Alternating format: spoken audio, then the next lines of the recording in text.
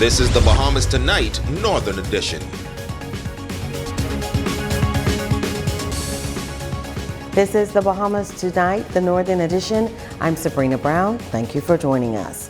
Topping the news tonight, it's been almost 11 weeks now since Grand Bahama has been without an international airport. Hurricane Dorian destroyed the facility, and many are asking why it is taking so long for the airport to be repaired or for a temporary site to be open to the public. A few weeks ago, the government disclosed that they are considering purchasing the airport because the current owner, Hutchison Ports, seemed reluctant to carry out repairs.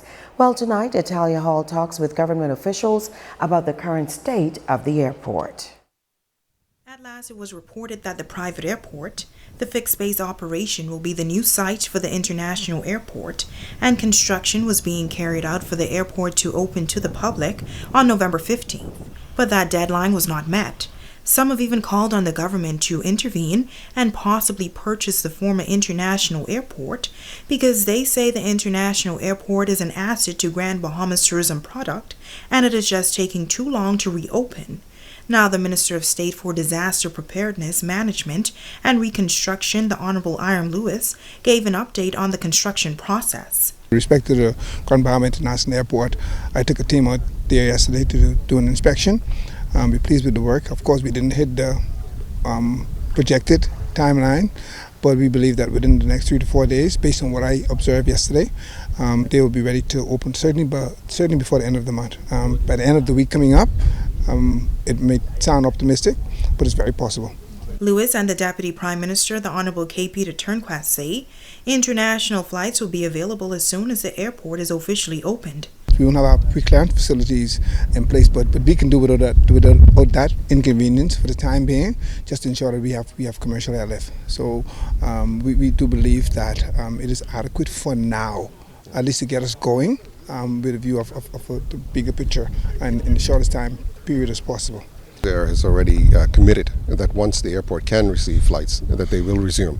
And we expect that the international carriers, the same way, once the airport is cleared for international passengers by the U.S. Transportation Safety Board, we should start seeing those commercial flights resume to the island. So hopefully, as Minister says, within the next week or couple of weeks, we should be ready to go and hopefully restart the tourism market in a real way here on the island. Now, when the DPM was asked about a new international airport being built in the future, here's what he had to say. The government is considering all of the options with respect to a permanent solution to the airport. It's a little too early to speak about what that may look like, but certainly all options are on the table at the moment. Italia Hall, ZNS Network News. Thank you, Italia. Another cohort of aspiring and small business entrepreneurs receiving funding through a partnership between the Small Business Development Center and the Office of the Prime Minister. As Shashina Roll-Farquharson reports, a new initiative has also been announced to assist businesses in need of funding post-Hurricane Dorian. To congratulate Mr. Gordon. We know him quite well. He's one of our faithful folks at ZNS. Quentin Gordon, owner of New Era Communications, among 8 other businesses receiving funding to assist in their startup or existing small businesses.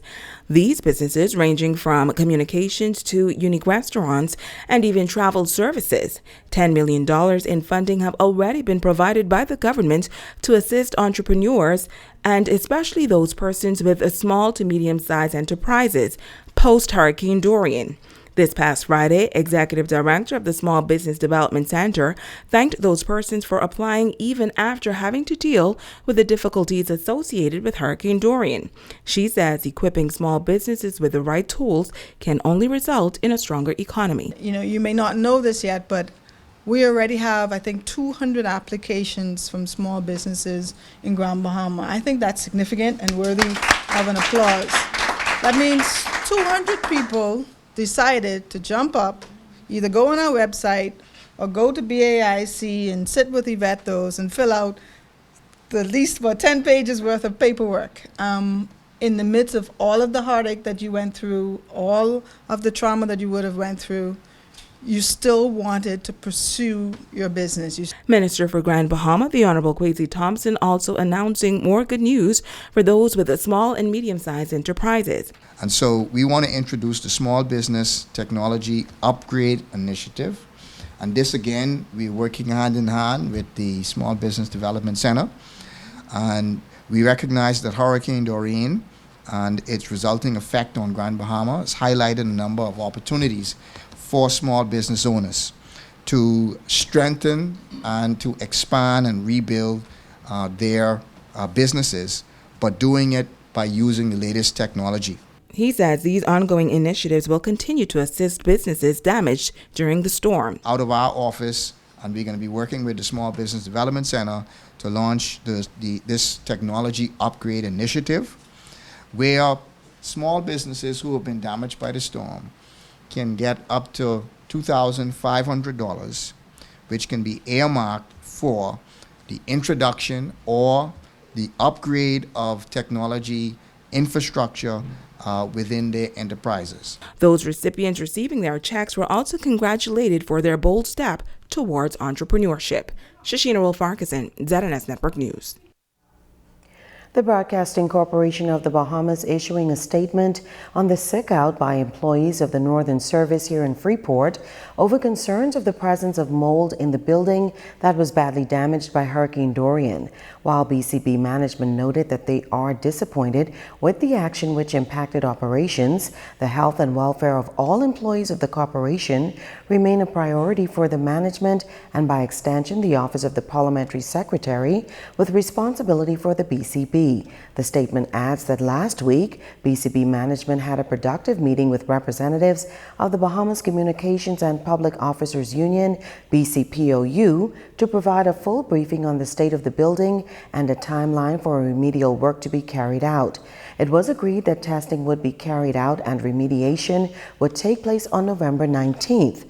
Management also agreed to additional requests from the BCPOU related to reduced hours for the news and TV staff, an additional week off with pay for all employees, an extra week's pay was promised to staff who worked extended shifts immediately following the passage of Hurricane Dorian.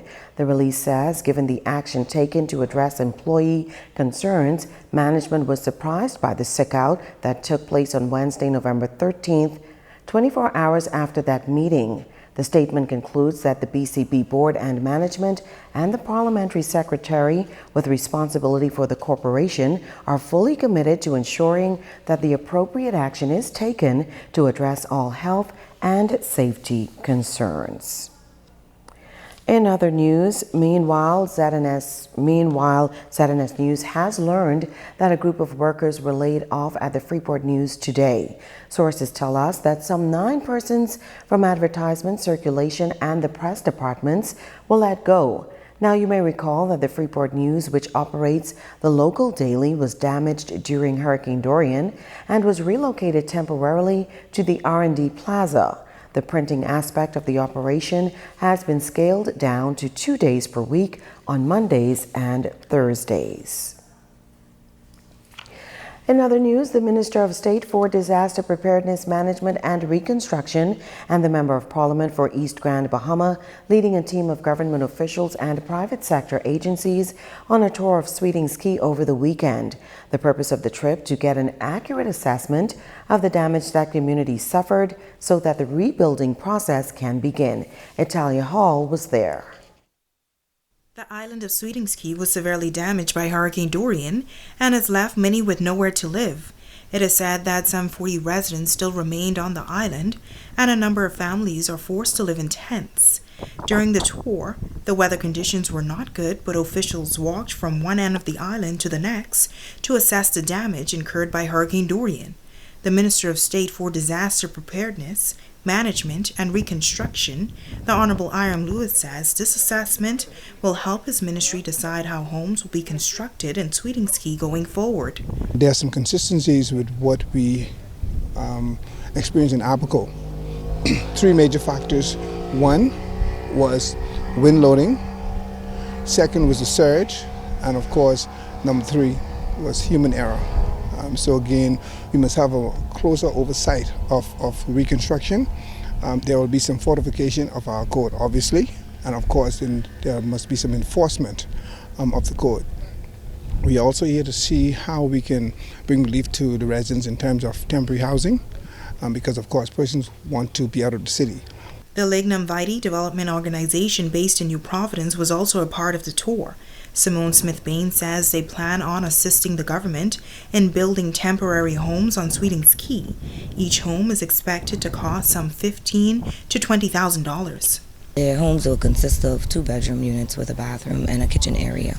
Those are hopefully to sustain a family of maybe 4 or more. And we would look to try and secure them on the current foundations that are available, and also possibly have another little unit area for them to reside in. This is a full phase approach for us. We, as a development company, are looking to try and move, get things insecure, and then possibly move into other phases as it goes on to ensure that these residents are back to normalcy at some point. So it's to bring some stability to the community at the end of the day. Deputy Prime Minister, the Honorable K. Peter Turnquist, says the containerized homes will be a major asset. The homes that are being proposed certainly are look to be comfortable. We are aware of the building techniques. Those who would know the dormitories at the College of the Bahamas or University of the Bahamas is that kind of construction. And if you look at that particular structure at the University of the Bahamas, while the facade, the exterior may have been damaged, the container home or the container units themselves actually remain in place. So it's relatively safe from that perspective, in the untrained eye anyway. And so we're excited about the possibility. It will help the displaced residents to come back to their communities and to start to put life back together in some way. Now, according to the organization, that project is expected to commence within 30 days. It's Halia Hall, ZNS Network News. Stay with us. There's more news after this.